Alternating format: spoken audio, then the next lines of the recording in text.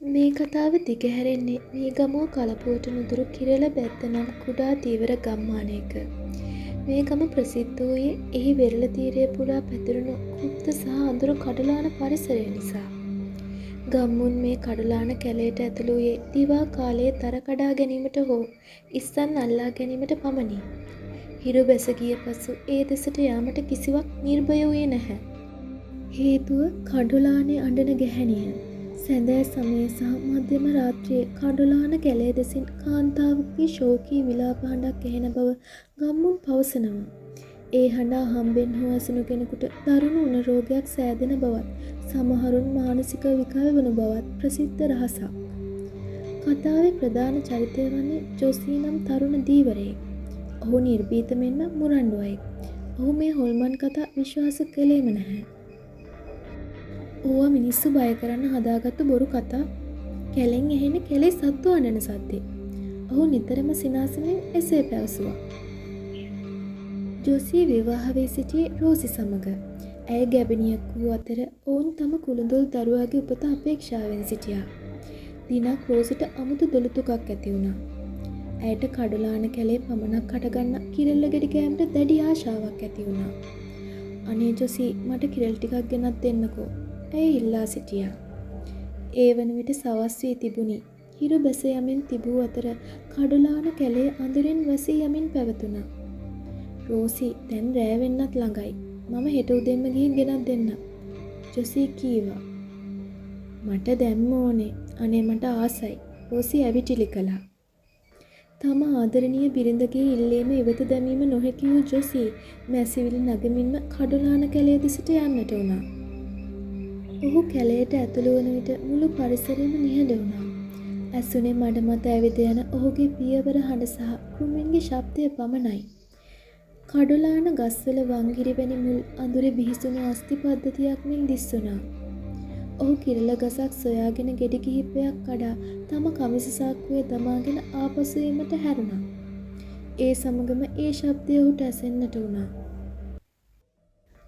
හූ කියමින් අනේ මගේ දරුවෝ, ඒ හදවත පසාරු කරන ශෝකී විලාපයකි. එය කැලෑවේ ගැඹුරුම තැනකින් ඇසෙන්නක් මෙන් විය.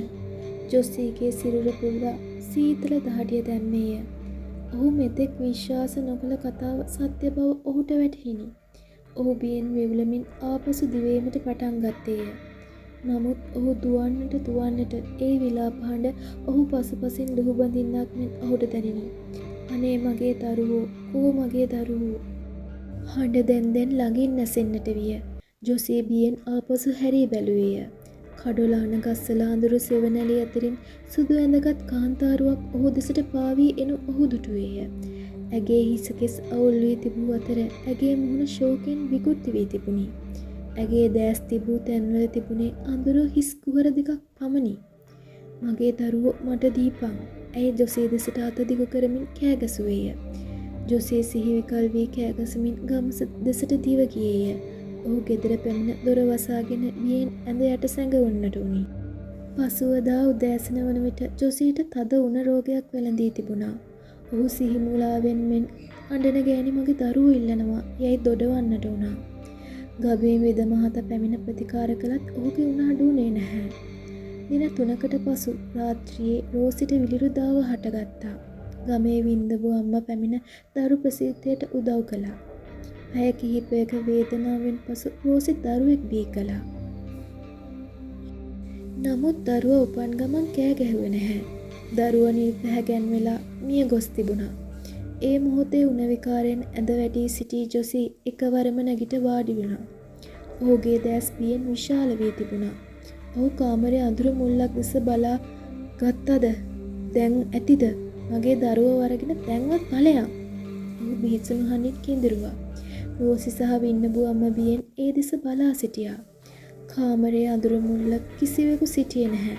නමුත් ඒ ස්ථානයේ බිම වතුර සහ මඩ සොල්පයක් තැවරී තිබුණු ඔවුන් දුටුවා. ඒ සමගම නිවස පිටිපස්ස කඩුලාන කැලේ දෙසින් නැගුණු ශෝකී විලාප හඬ සෙමින් ඈතට යන ඔවුන්ට ඇසුණා. කඩුලානේ හඬන ගැහැණිය ජනප්‍රවාදයට අනුව තම දරුවන් කලපුවේ ගිලී මියගිය පසු සිහි විකල් වී කඩුලාන කැලේ අතරමං වී මියගිය මවකගේ ආත්මයයි.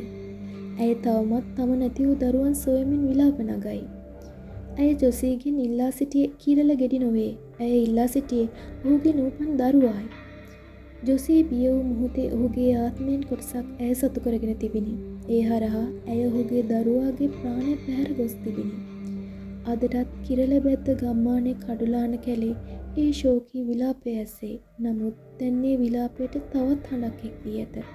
ඒ තම කුළුදුල් දරුවා අහිමි වූ ජොසීගේ සහ රෝසිගේ නිවස දෙසින් ඇගෙන නිමක් නැති ශෝකයේ හඬයි.